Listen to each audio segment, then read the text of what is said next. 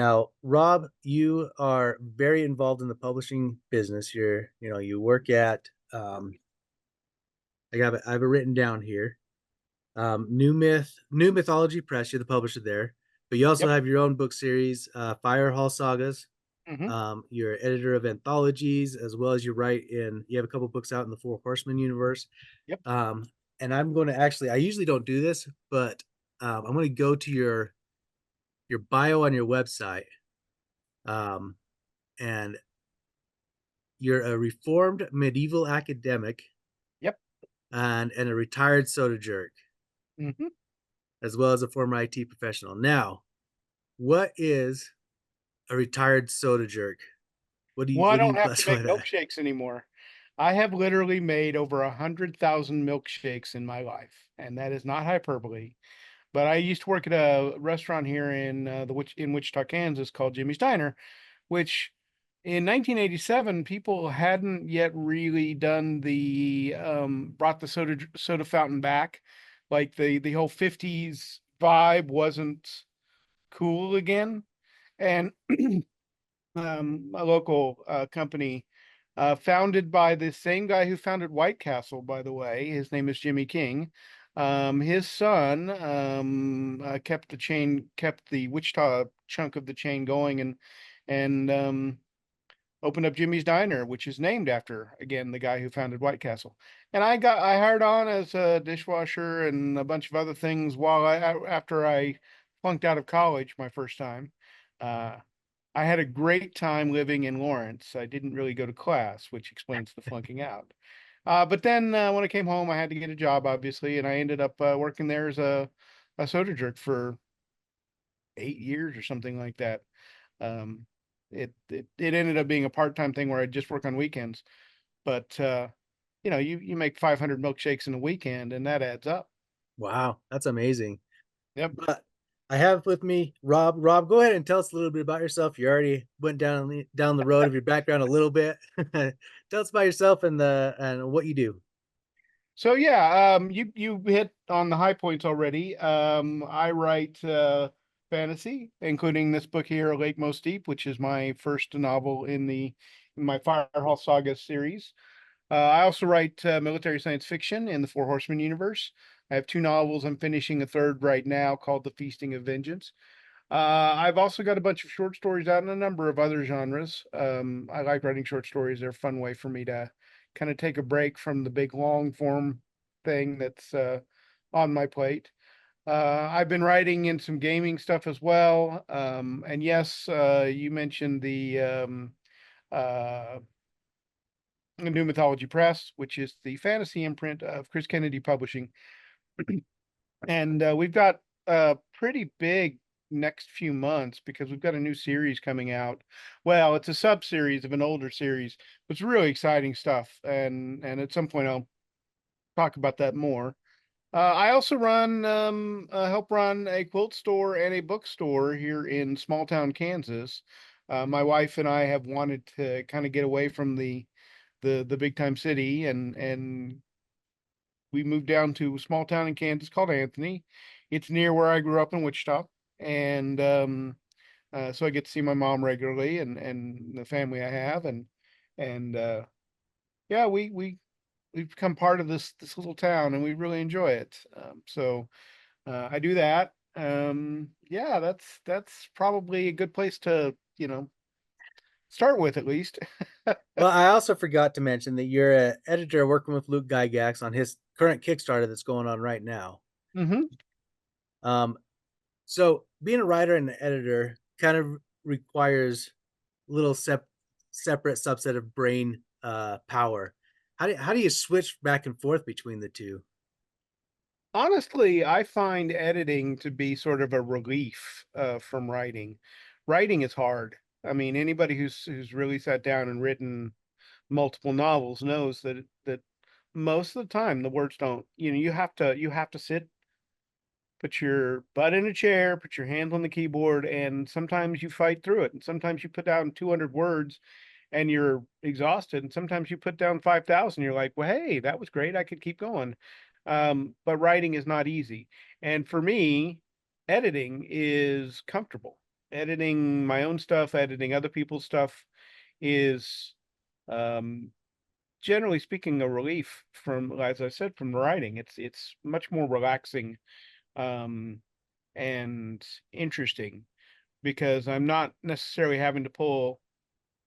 So my analogy about writing is that it's pulling clay out of the ground, it's digging clay out of the ground, and that the editing process is throwing the clay onto a spinning wheel and turning it into a pot. And honestly, if you've ever done pottery and if you've ever dug clay out of the ground, it's a pretty good analogy because making a pot is kind of fun, even if it's a little messy and mud flies everywhere and all that sort of thing. And digging clay, man, that's hard stuff to get out of the ground. So that's been my analogy for it. And I always, I enjoy the pottery part a lot. One of the things I was going to ask, but it sounded like you already answered it, is if you edited your own novels or do you get fresh eyes onto it? And like, how do you separate, the creative versus the fixing? Does that make sense? So you have to, there are authors out there who I know don't have other people edit their stuff. Um, if they're successful, I don't know how they do it because I've never really gone through an author's work and not seen things that need to be fixed. And I'm talking as an editor of anthologies. I've worked with a lot of big names in the science fiction and fantasy world.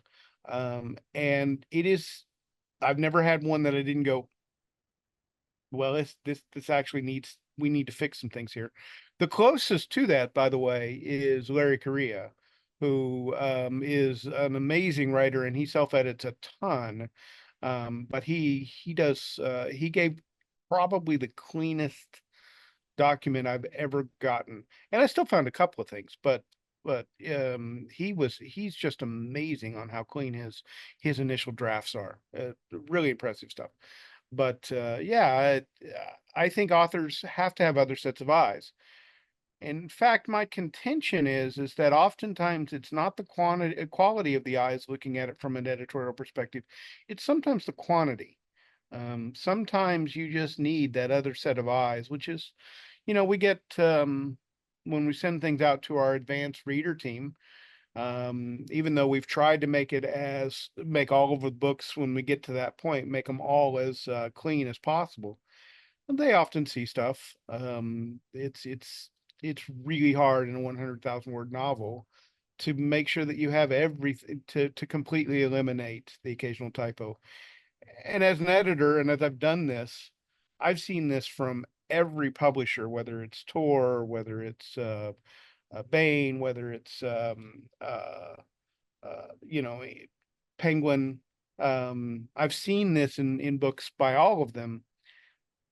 Not not, it's not rampant, like it's not right, but it happens, right? Like, Yeah. and we've all had that thing. If you've written, you've all had that instance where you find an error about 2 minutes after you've hit publish on something, or you've sent it off to the editor or something like that. And there's a meme that goes around in the editing community that's something like, shout out to that error that's gone through 45 different revisions and still gets through to the final product, because that's how that works. It's really interesting how our brains skip over things when we're editing. So yeah, I'm a firm believer that every author should expect to have other sets of eyes on them. Um, some of the normal way to do it is to make sure you have some readers there for very specific. You want some readers to read it ahead of time that are, or as you're doing it, like, is this good? Like, are you enjoying the story, or did I screw up something with the character or whatever? You also want to have recruit some people who are good with certain things. Since I write fantasy and usually medieval fantasy, I do a lot of I have horses appear a lot in my books. My experience with horses personally is more what I've seen on television watching the Kentucky Derby and reading Dick Francis novels than anything else. And so I've recruited some people who are absolutely horse people, so that when I talk about taking care of a horse, or horses in a situation, and how do horses work like that. I have a short story where I have a horse in this series here that is sort of the paladin war horse for the main character. It's not exactly that, but it's sort of equivalent. And how they meet is an interesting story in its own right, and so I wrote it. Um, but to make it work, I had to talk to horse people so I knew how horses might react in certain situations and that sort of a thing. Um, like if you've got a crotchety horse, a horse that's really, mean and tough and all that, and there are horses like that. How do they react versus, your normal, not necessarily normal, but there are horses that are, pretty laid back. And if you talk about jockeys or riders a lot, they talk about the personality of horses. Well, how does that personality go through things? So yeah, anyway, back to sort of the alpha reading stuff is that basically I need people, I put it in front of people so that when I'm talking about things that are you get something wrong in horse people about horses, horse people notice. Horse people will be like, oh no, honey child, we got to fix this.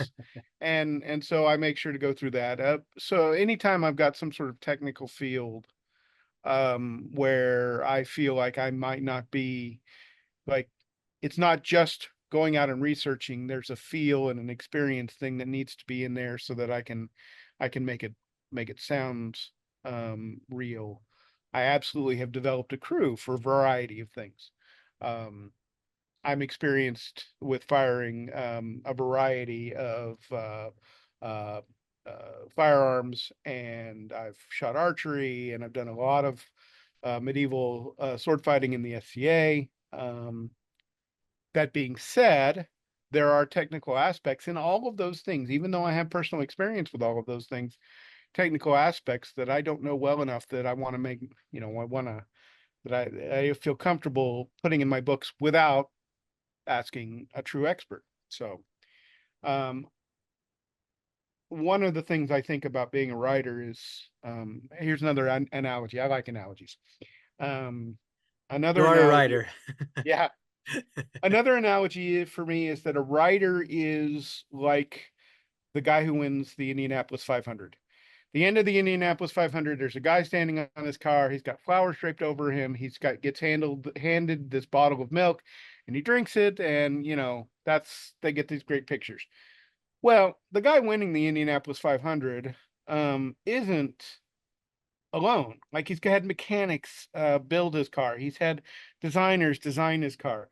He's got a guy in his ear throughout the race telling him some of the positions of the other cars.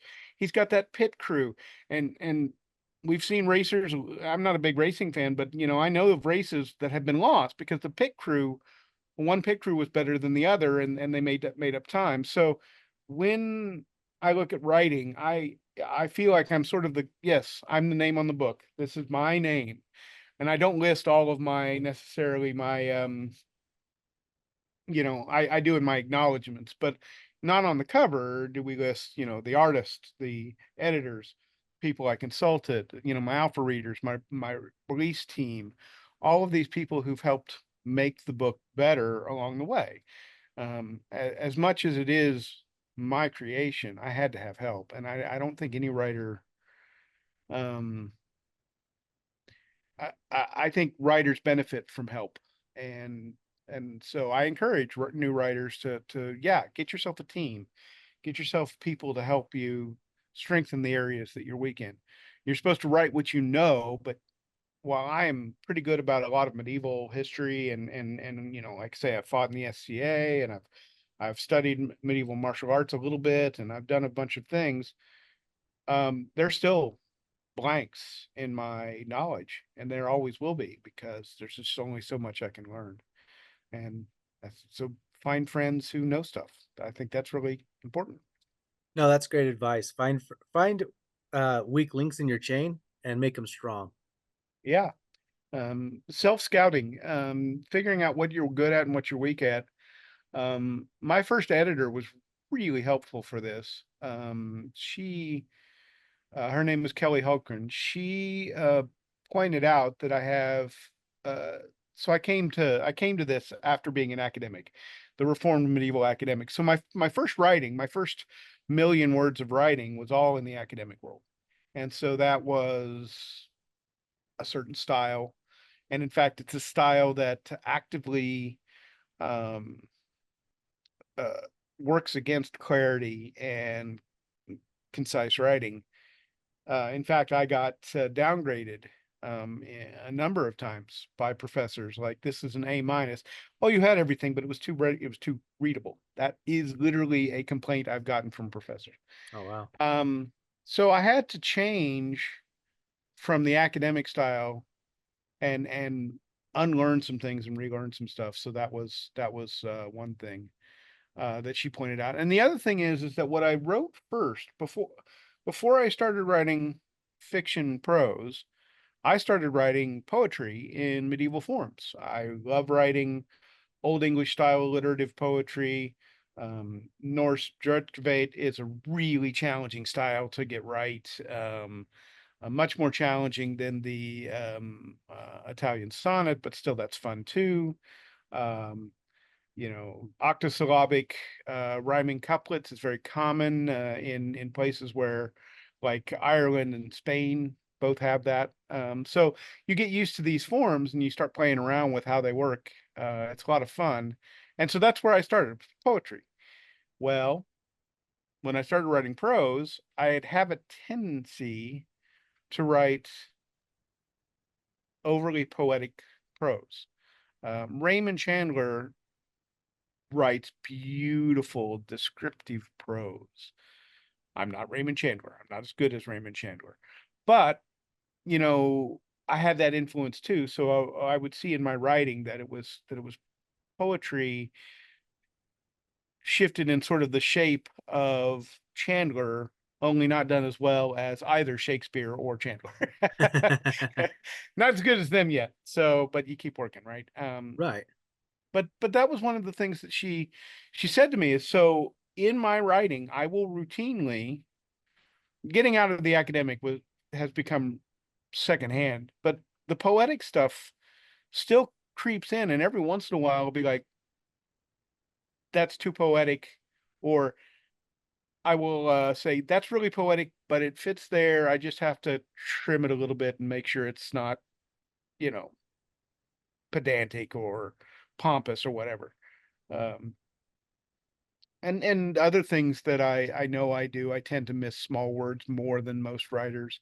It's really easy for me to, when I'm typing fast, to miss um indefinite articles and definite articles and small prepositions, just because my hands are going and I don't notice it. And the worst part of self-editing for most writers is if a word is missing or if something's wrong, but they know what the sentence is supposed to say.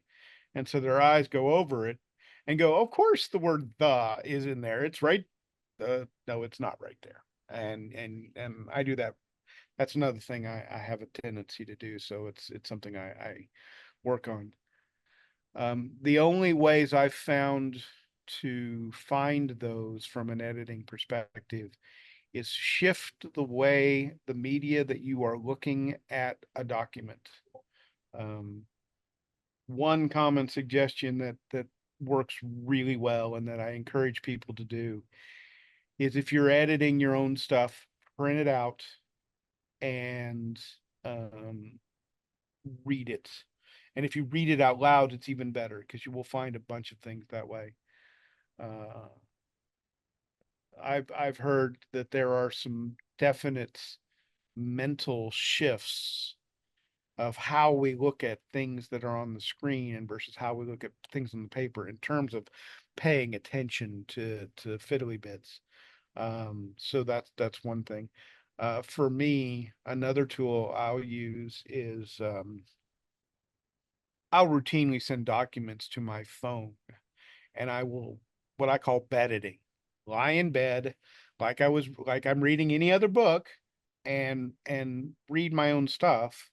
And because of the fact it's that small screen and because there's only so many words on it, I catch a ton of things.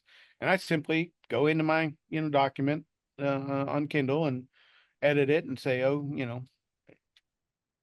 this needs to be fixed, delete or rephrase or whatever, and then I'll take it in my phone, and as one part of my editing pass, I will pop that up, and I'll start going through and changing what's on the document, on the main document. But basically, both of those things do the same, do in one sense the same thing. They change how what your eyes are looking at, so that you have shifted how you have it shifted the context of what you're reading, Hmm. and shifting the context is how you see things fresh again. So Right. that's probably way more talking about something. And you might notice I tend to be pedantic sometimes and overly explain. That too is a self scout that my wife helps point out. Rob, you're explaining that again. Yes, yes, yes, Rob. I got it 5 minutes ago. No, like I said, I think before we started, this is your interview, so my job is to ask questions, and you can take as long as you want. But you did point out some good things. Reading out loud, printed off, um, having that mental mind shift, um, just about knocked my mic over, and doing stuff like that to help in your initial editing phase. Obviously, getting a good new set of eyes on it will probably be the most beneficial. But if you can send them a cleaner draft, um, that will help both of you in the long run, I feel. It absolutely will. So, being a publisher, how did you get into that? What? I asked. Okay, so Um, everybody just go to Tor and just ask. no, I am. Chris Kennedy has done amazing things. It's really hard to. Um, I mean, we can quantify it by the millions of page views that that have of the books that he's published at Chris Kennedy Publishing, in Kindle Unlimited, and the thousands of books he's sold uh, over the years. Dude is a machine. And he's worked his tail off to create something pretty darn amazing. He's got one heck of a career, one that I can only aspire to. Um, that being said, sometime there was a point in time where he had a bunch of stuff going on.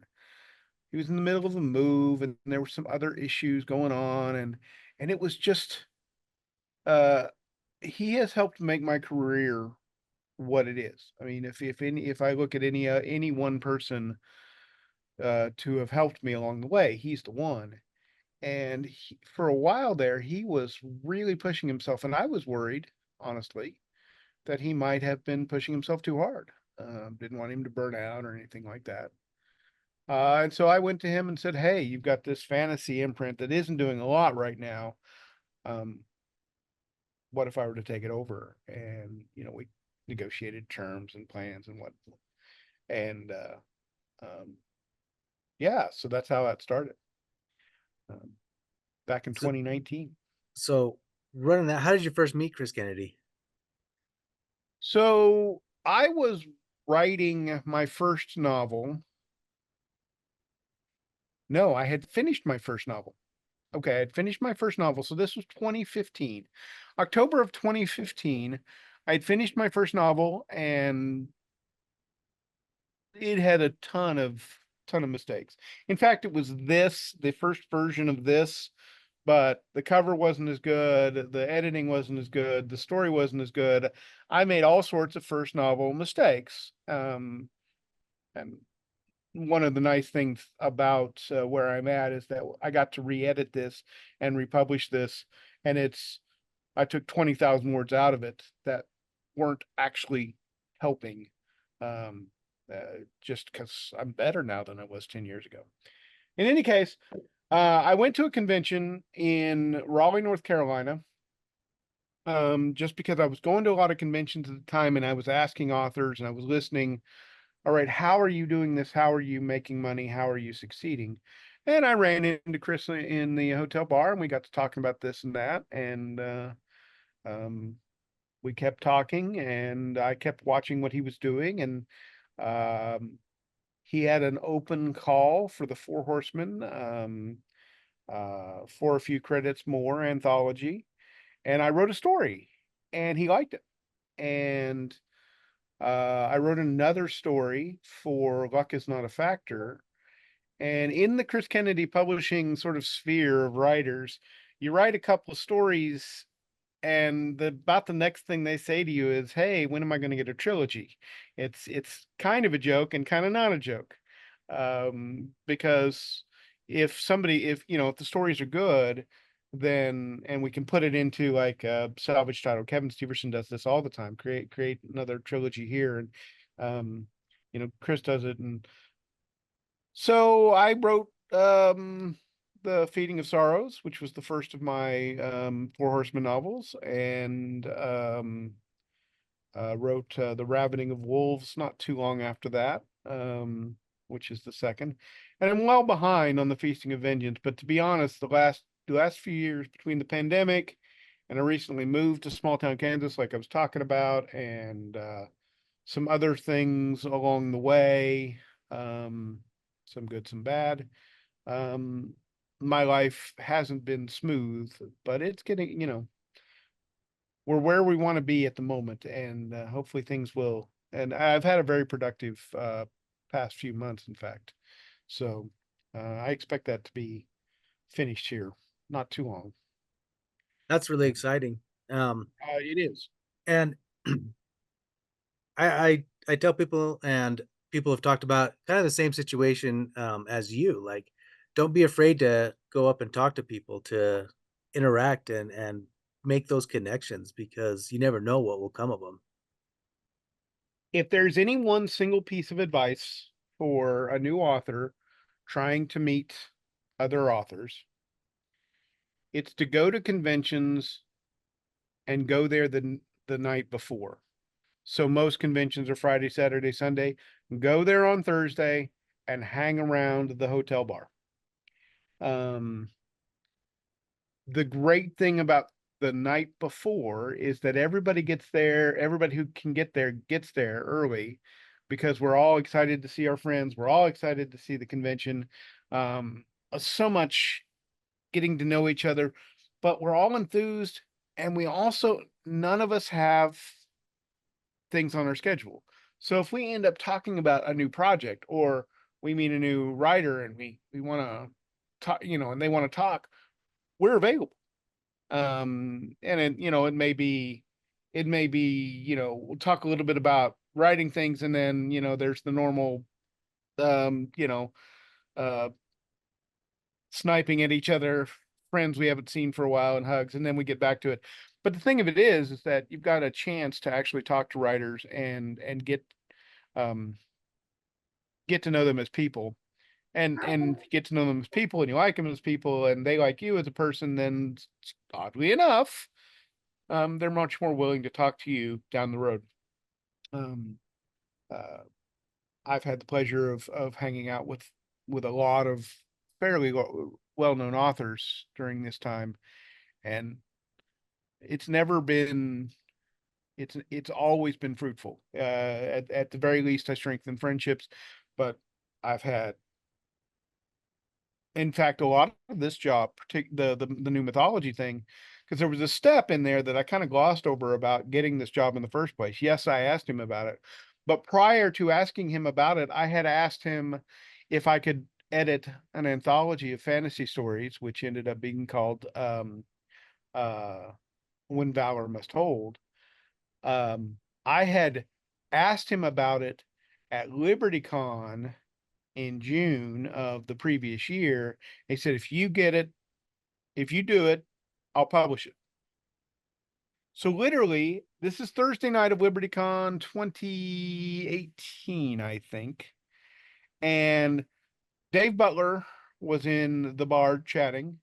Um, William Joseph Roberts, Hillbilly from Three Ravens Press, was in the bar chatting.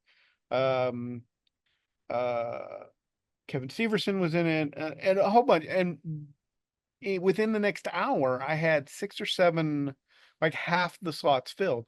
And by the time I left LibertyCon, I think I had all but two slots filled, and we'd agreed that four slots would be open for new writers, and that we would do an open call.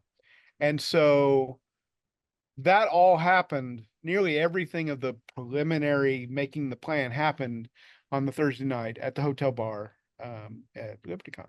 And so when I asked him about if I could take over New Mythology Press, I'd already done an anthology, and I had done all the work except for some of the layout, which somebody had to train me on.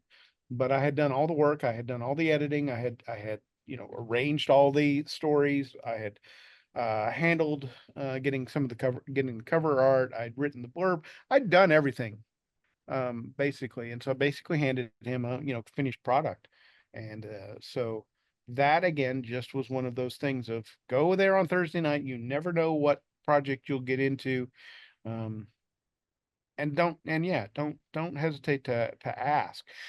So I've asked a number of publishers, and I'm not going to mention them, who have declined, who have said no, it doesn't fit with what they want. But not a one of them has ever been upset because I said, "Hey, I want to try this. Is this something you'd be interested in?" Not a one of them. They might have shut that particular idea down. They might have said, "Hey, well, you need to look at it in this manner or something. It's not ready for prime time." Um, but none of them, you know, get upset. And the only time I've ever had anybody really get upset about any kind of thing like that is if I'm intruding on a particular busy time. They're on their way to a panel and I got to get my answer now. Well, that's a nuisance, and that's just, you know, Right. that makes sense. But in terms of actually just asking for commentary or bouncing ideas or asking for possibilities, have not met a single person in this community that gets frustrated by it, because we've all got ideas. Hmm. Ideas are actually not the hard part in writing. I've got boatloads of ideas. I've got probably 20 million words of ideas sitting in my head if I ever get the time to actually execute those stories and those universes. But yeah, yes, go ask. Worst they can say is no. And if they're jerks about it, well, maybe you don't want to work with that publisher either. Anyway, Right. I'm gonna pull out something you kind of glossed over, and that's when you were talking about the publishers who weren't looking for a particular thing. Now you mentioned Dave Butler. He was the second interview I ever did. Great guy. Had a great interview with absolutely. him. One of the best But guys in this community. yeah, but he said that you might have the best book in the world and send it to a publisher, and it just might not be what they're looking for. So don't get discouraged. Either keep trying as they're self-publishing now. But I was always under the impression that if I wrote the best book in the world, they'd pick it up. But it's a business for them, and so like you have to look at it like that. Well, and absolutely. Here, I've got another analogy for you. um, the analogy here is this: is that you don't go to McDonald's wanting to get butter chicken or pad thai or um, you know, uh, anything other than what McDonald's has. They got chicken nuggets, they got fries, they got the quarter pounder and the Big Mac. Okay, fine. Um, you don't. On the other hand, you don't go to uh, Korma Sutra, which is a fantastic Indian restaurant in um, Kansas City area. You don't go to Korma Sutra and go, I need a burger. You Right. just don't. So every publisher has an audience that is expecting a certain flavor of story. Um, Chris Kennedy Publishing, our readers want adventures. They want heroes doing heroic things. They want sword fights. They want explosions. They want ships shooting each other down. They want action. They're in this because they want to see big fights and heroes come out at the end or maybe die trying. Um, that's what they want. So they don't come to us for example, while we have a variety of romantic themes that might pop up in a given book, you're not coming to us for romance novels. In Exactly. fact, Chris tried it. Chris tried it, and it really didn't catch because the readership he has. wasn't looking for that.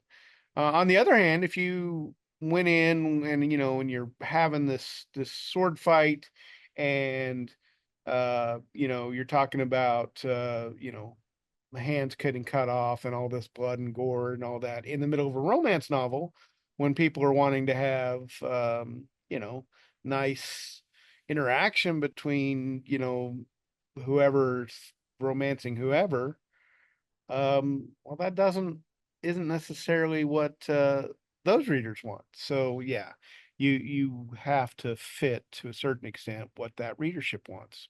Right. So you said you're a busy man. You've had a pretty good year. Um, what what are some of your habits? Like what do you do to kind of stay productive but also stay sane? Well, sometimes it's hard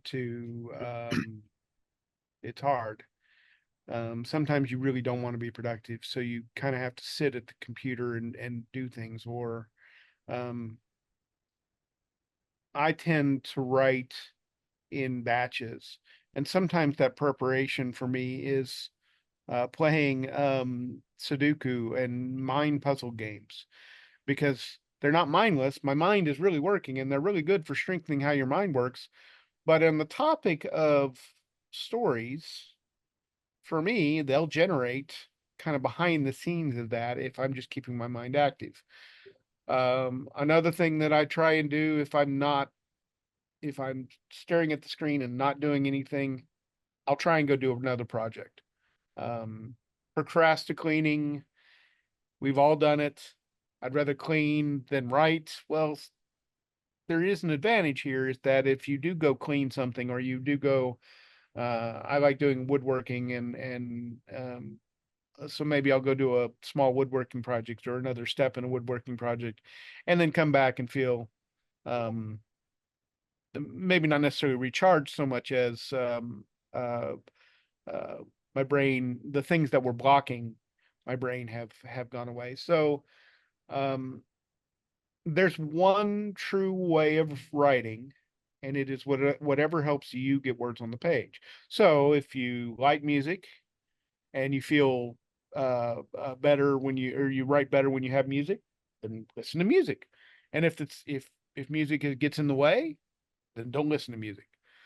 I find that if I'm serious about editing something, I like to have music in the background, but it needs to be instrumentals. So I have an instrumental playlist that includes a bunch of Rush songs, some uh, folk metal stuff, uh, a lot of uh, uh, jigs, reels from Irish, music, Mhm. or a lot of soundtrack stuff. Like the Conan soundtrack is tremendous to write fantasy to. No, you So, mentioned you talk about music. That's I love to listen to music while I'm writing too, and it has to be instrumental. But in your newsletter yesterday, you mentioned Shiriyama by Sabaton, and we're big Sabaton fans in my household. It's my oldest son's favorite song. But when Shiriyama came out, this is just a side story. When Shiriyama first came out, my middle son was 6 years old, and we had a tradition like before bed, like they could watch one video, like one song, and he chose that one for, like, 6 months straight. Every night we'd have to listen to Shiriyama. so when I'm editing, I want instrumentals. When I'm writing, I don't. I want eh, uh, I mean, sometimes I'll listen to instrumentals because I like them, but like La Via Strangiato by Rush is absolutely a great song to write to or edit to. Um, the Conan soundtrack, if that opening sequence of let me tell you of the days of high adventure doesn't get you ramped up, and the pounding start to that doesn't get you ramped up, but the entire soundtrack by Basil Polidoris is just brilliant. Really good to write fantasy to. But that being said, I'll write consistently to Sabaton, or to um, whatever pops up. I have about 500 of sort of my repeat, what I call repeat favorite songs, that I tend to oh, I didn't listen to it well enough. I got to hit it and repeat it again, because I love the song that much. And those tend to be comfortable and um and work for me. That being said, every once in a while they become too comfortable and I will go pick, oh, um something strange, something not my normal, and listen to that. Or I will put on sports. I watch a lot of sports. Football is good for a number of reasons for the way I work, because I tend to work in very short bursts, break, short. I could type really fast, but unfortunately I don't do it in long sequences. I wish I could type for 20 minutes. Well, I actually can type for 20 minutes straight on a and get 700 words out when I'm doing a sprint. But if I'm not actually doing a sprint, then a lot of times it's 20 seconds here, 40 seconds there, oddly enough. Speaking of sprints, that is a good way for me to get out the initial content.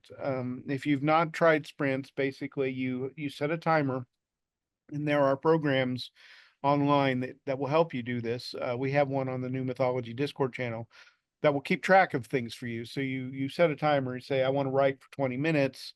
This is my starting word count, and go. And so, you type and you get 712 words or 508 or whatever, and it tells you that, and you get a little bit of the game. Oh man, this is my high score over, or look at that, I got 500 words written, and yes, I didn't have to worry about things.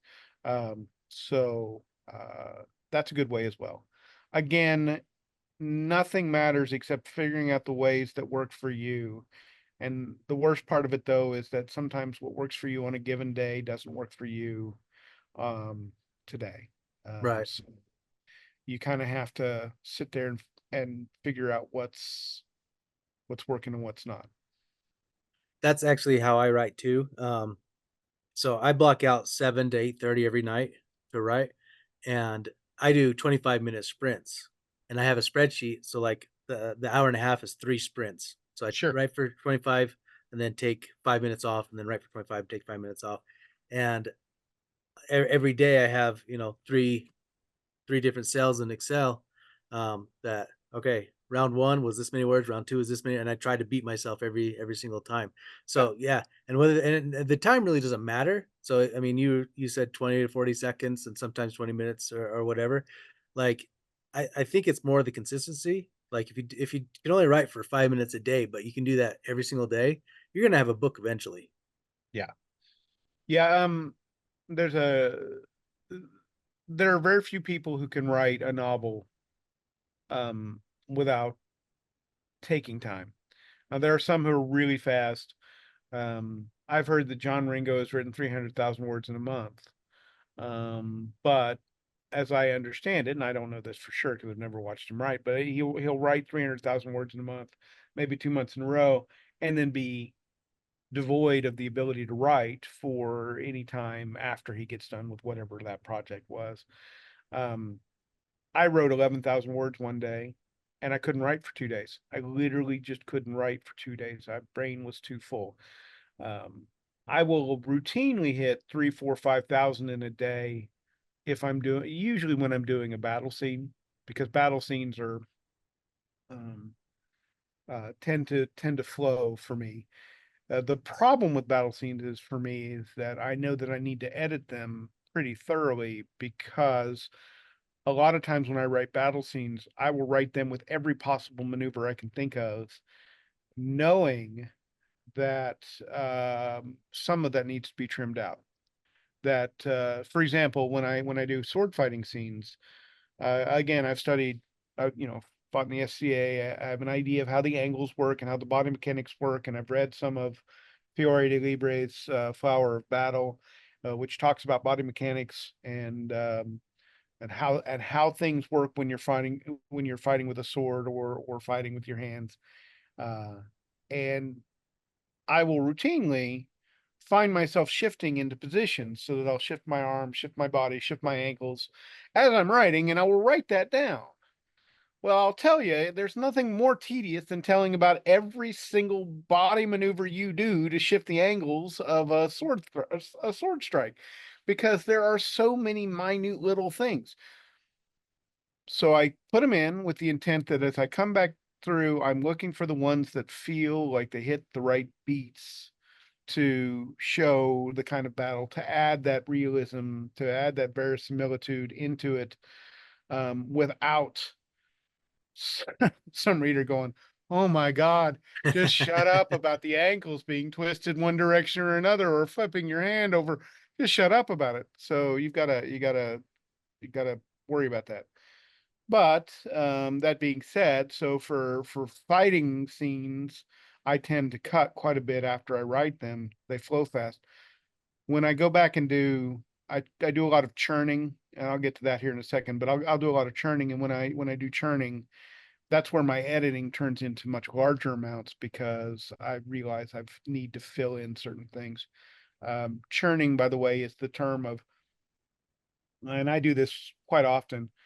Let's say I write 1,000 words yesterday. Today I come back and I'll rewrite slash edit those 1,000 words. And as I do that, I'll realize, oh, I need to expand this chunk here.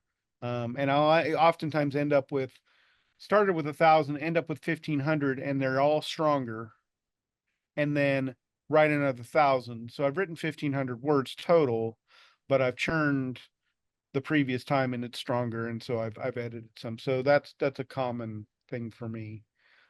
Churning is a pretty useful technique for some people. Again, what works for you is what works for you. Right. Um, I haven't tried that yet. I know quite a few authors that do that, but I haven't tried that yet right now. Well, one thing, like I don't have a published book out yet, so I'm just trying to, vomit words on a page and then go back and edit it.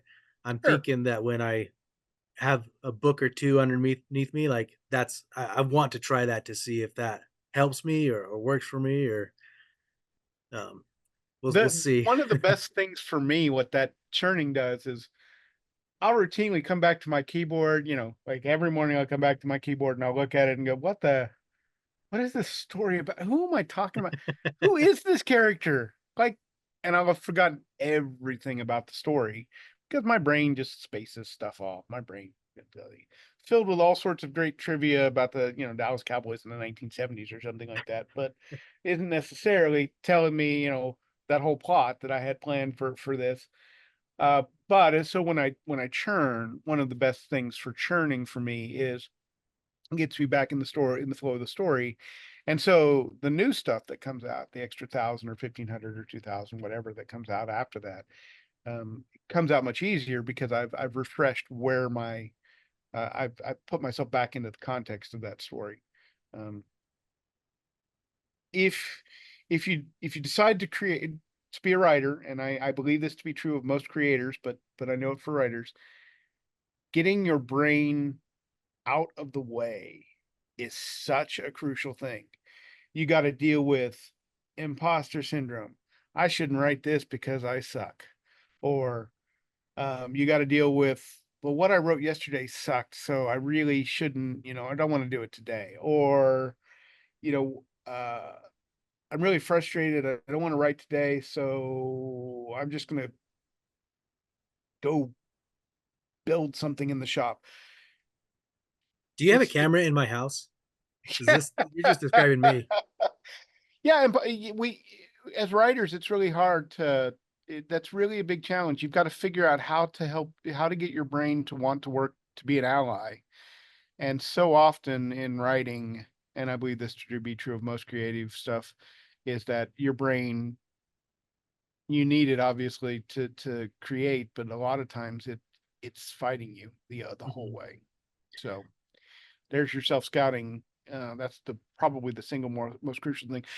And here's another one, honestly. Sorry, I know I'm going off on a whole variety of things, but um, it's much easier to write when you're in a good mood. I mean, that makes sense, right? Yeah. It's much easier to write when you've gotten a proper night's sleep. It's much easier to write when positive things are happening in your life. it is the case that we need to look at everything that happens to us in terms of two broad categories. And if it's limiting us in our writing, is it limiting us because it's an excuse, or is it limiting us because we have a reason? If your dog dies, or your mom has cancer, or your girlfriend broke up with you, or whatever, that's going to throw you off your game. And that's a reason. If you are feeling sick, you may very well throw you off your game quite a bit. If you are, um, if you've just finished a novel, it's quite common for authors to say, I've just finished a novel, I'm going to jump right into the next one and struggle because you finish a novel, you kind of need a break. Mm-hmm. Um, I believe Larry Correia calls it sharpening the axe. And so you have to kind of judge things whether they are a reason or an excuse. And I'll give you an example of how hard this can be. Let's assume that you are a fan of some particular uh okay, Sabaton. We'll go Sabaton.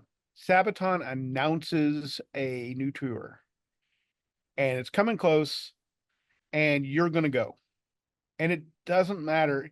You can either do work or go to the show. Because you said you work from 7 to 8:30. That show's gonna take away an entire night of writing for you. But you're a big Sabaton fan. And if you don't go, you'll be so disappointed that that in itself will be a hindrance. Mm-hmm. So Sabaton for you would be a reason. Say somebody says, "Hey, I want to go to this concert. Do you want to come along?" And you're like, I've never heard of these folks. I've really got work to do, but man, it'd be nice to get out of the house. That sounds more like an excuse.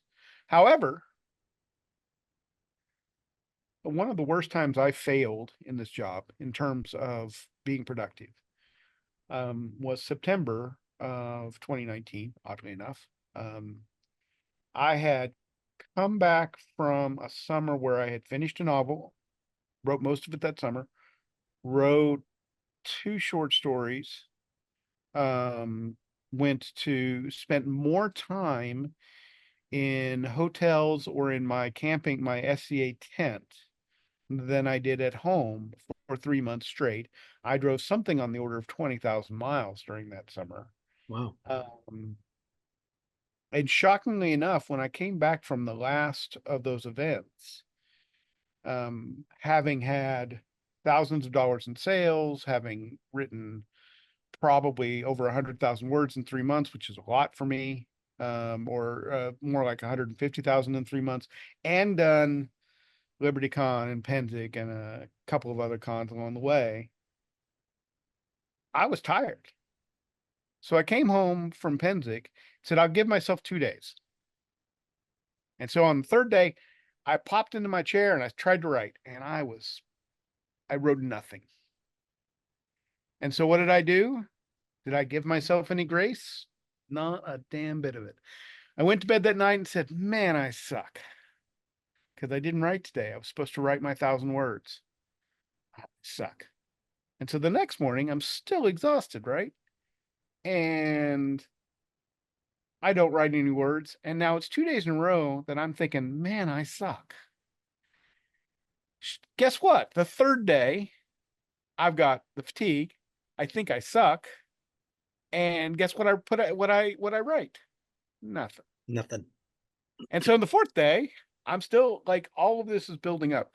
It took me 3 weeks to get out of that. Some of it was fatigue, but I would have, if I'd have taken a full week and just said, I'm just playing video games or I'm doing this or whatever, and I don't care.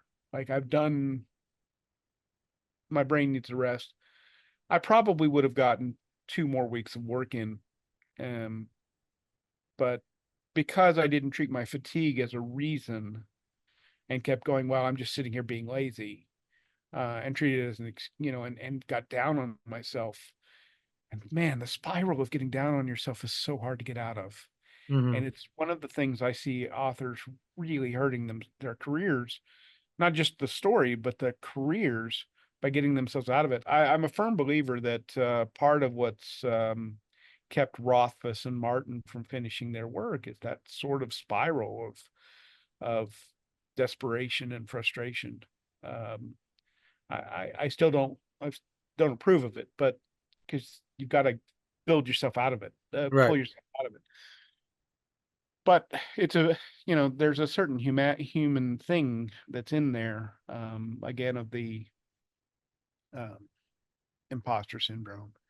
And so if you write 1,000 words, even if you know they're not good, but you get that clay out of the ground, you can walk over to your wife and say, hey, I did this, I did the minimal amount to say that I had a reasonable day and I'm not mad at myself. Um, so figure out ways that are um, goals that are reasonable, not ones that you're going at that you have to climb Everest every day, but goals that you when you walk upstairs you can go or walk to your go out with your significant other or go to bed, that you're not lying in bed or whatever thinking I suck, Yeah. because shockingly enough you don't write well when you do that. Reasons versus excuses, and work at that. That's some great advice. Our time is about up. I could talk to you for hours, I think. I'm sorry, I know I go off on some of these things, but I'm passionate about writing, I have to say. No, I love it, and I'm gonna have you back on if you'll be willing, because I think there's a I'm lot more honored to that you say. had me on in the first place. So, do you have anything you want to promote? Go ahead and tell people how they can get a hold of you, if they want to, and what cons are coming up that you're going to, if you are going to, or if they, want to stop by your store. Well, yeah, I've got a lot. Thank you for the opportunity. Obviously, hey, check out firehallsagas.com or find me on Amazon and give my book a read. This I thought was going to be an epic fantasy. It decided it wanted to be a Raymond Chandler novel in a medieval version of the Balkans. So there you go. It sounded like fun when I realized what was happening, but I wasn't in control. If the characters will do that. Um, the big thing coming up that I'm really excited about is the Vecnoia saga by H.Y. Gregor. She is someone you probably haven't read much stuff by her. She's fairly new into the industry. Boy, is she talented. John R. Osborne wrote the Milesian Accord series, starting with a reluctant druid, which is this idea that magic was kept out of our universe for a while, but the agreement that separated the two universes, the magical and the mundane, has expired, and now magic's coming back. And he's written 5 books with a 6th book coming in that, and they're really good. Dragon Award finalist twice, I believe, maybe even 3 times. So Nice, really good stuff.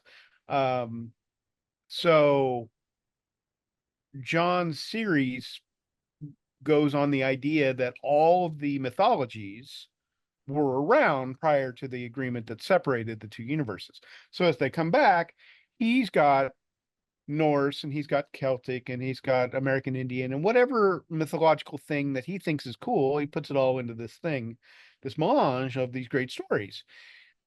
Well, turns out that Haley, H.Y. Gregor, she likes Russian mythology, and we don't see a lot of Russian mythology put into fantasy, and it's too bad because it's got all sorts of things. Not just, of course, everybody probably, all of you people listening probably know of Baba Yaga and her hut that walks on chicken legs. Um, but there's so much more in that set of mythologies, and so she's writing in John's setting. Magic's coming back across the world, and in her case she's writing of it coming back into the Portland area, which was originally settled by Russian colonists in coming down from Alaska, and so it's got a lot of Russian background there. And so what's coming in through the gate in that area happens to be Russian themed, which I was predisposed to like it because, again, I've studied a lot of Russian mythology. I think it's really cool. But even if I hadn't, this stuff is some of the best stuff I've edited in a long time. Nice. I've edited the first two novels. Rika's Grass comes out on the 18th of October. Tugarin's Revenge comes out on the 22nd of November.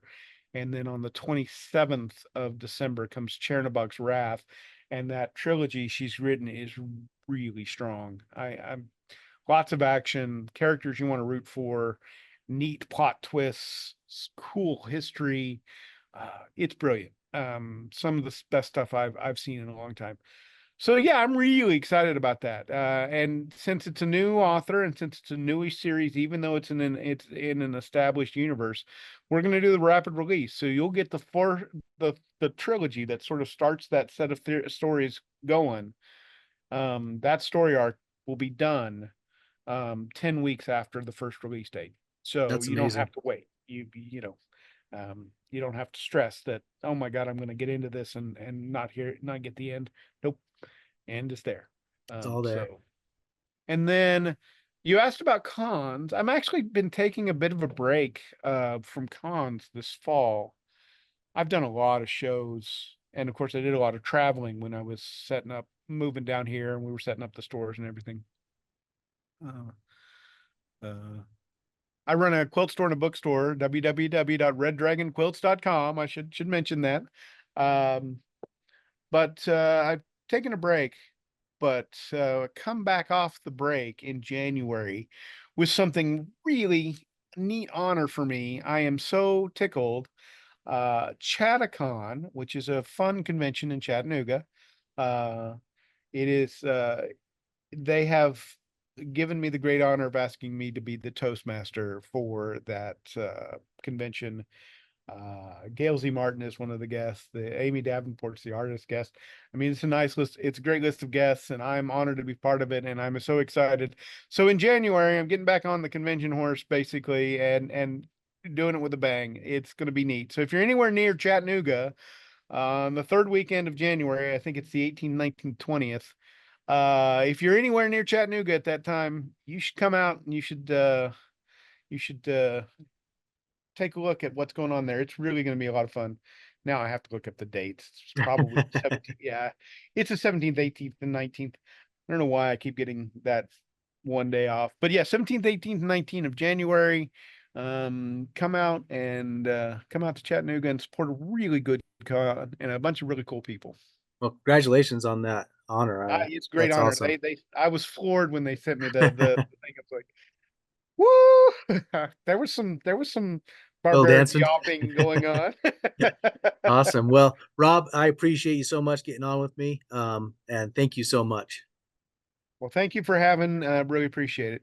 Thank you for listening to the Troy Podcast. Please subscribe, like, and share with your friends.